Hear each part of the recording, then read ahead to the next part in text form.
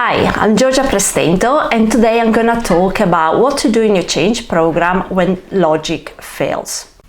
You've built the business case, you got the numbers, the plan makes sense, and yet nothing moves because logic doesn't lead transformation, emotion does. There is a fundamental mismatch in how most organizations approach change. Leaders develop rational plans. They choose the technology, they develop the roadmap, and they prepare the training. And of course, this is all essential, but employees respond with emotion, not logic. Here is what's happening under the surface. You are presenting a strategy, but they are experiencing a threat. The brain is asking, am I safe? Will I look stupid? Can I still succeed in this new organization? That disconnect is why logically sound strategies still stall. Think of it this way. People don't respond to the plan. They respond to how the plan feels. If you don't lead with empathy, you lose people, even if the plan is brilliant and faultless. When leaders roll out change, they often ask, why aren't people engaging? But that's not the right question. The better question is, what's really going on beneath the surface? And here's what I've seen again and again. People are thinking, what does this mean for my job? What if I fail publicly? Why didn't they ask us first? And will I be seen as difficult if I speak up? These aren't bad attitudes, they are normal human reactions. Change introduces uncertainty, and uncertainty triggers anxiety. And when that happens, people default to safety. That might look like resistance, but in reality is a form of protection. And if you want to get people on board, you have to first help them feeling safe enough to try. Otherwise, the emotional brain wins and change loses. Let's talk about a very important change enabler, psychological safety. This means people feel safe to ask questions, challenge ideas, admit mistakes. And when they can do all of this without fear of embarrassment or retribution. Without it, people go quiet. They smile at meetings, they nod at town halls, but they don't change their behavior. You might think that everything is fine until the numbers start telling a different story. I once worked with a company where the CEO said, I have an open door culture. Come to my office if you have a question or want to raise an issue. But his office had all glass walls, so everybody would be seen. And what if they had a grievance? Everybody would know.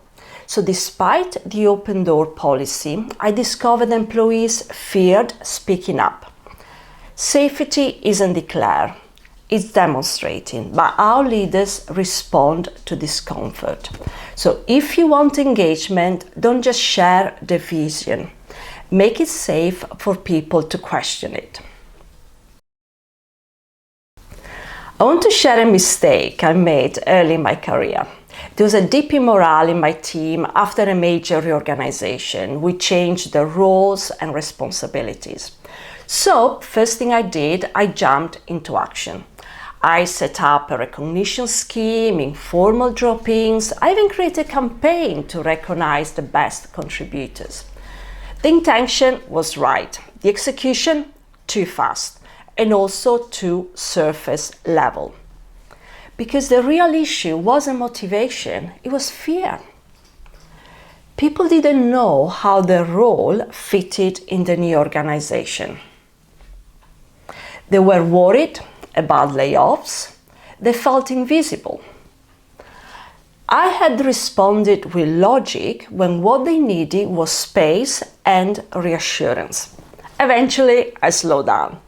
I held listening circles, I brought leadership into unstructured Q&A sessions, And that's when things change. And he told me a simple truth. You can't fix an emotional problem with a tactical and logical solution. So how do you lead people through this emotional terrain?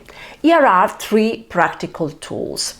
The first one, lead with empathy, not just clarity. Before you explain the how, address the human why. What's changing in their day-to-day experience?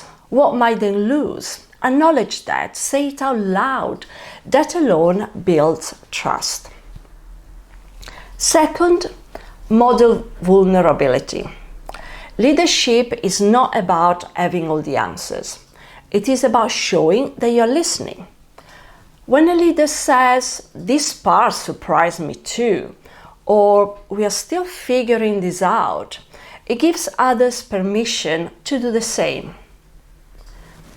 Number 3, reward challenge. Praise curiosity. Thank people who raise difficult questions. Because when challenge is safe, alignment gets better over time. So remember, resistance is not the problem.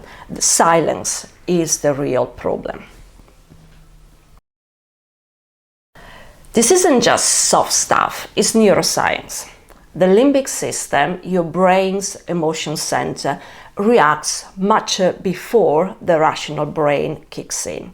So when a change feels threatening, the logical part of the brain doesn't even get a look in. And that's why the smartest strategies still fall flat, because they don't reach fast enough the part of the brain that makes the rational assessment. Behavioral change starts where logic ends, in the part of the brain that says, "Am I safe here?" So to conclude, before your next change announcement, pause. Ask yourself, have I addressed their fears? Have I given space for uncertainty? Have I invited them into the journey? Because change doesn't begin with a plan, it begins with trust. When you lead people through the emotion, logic finds its place, and the real change begins.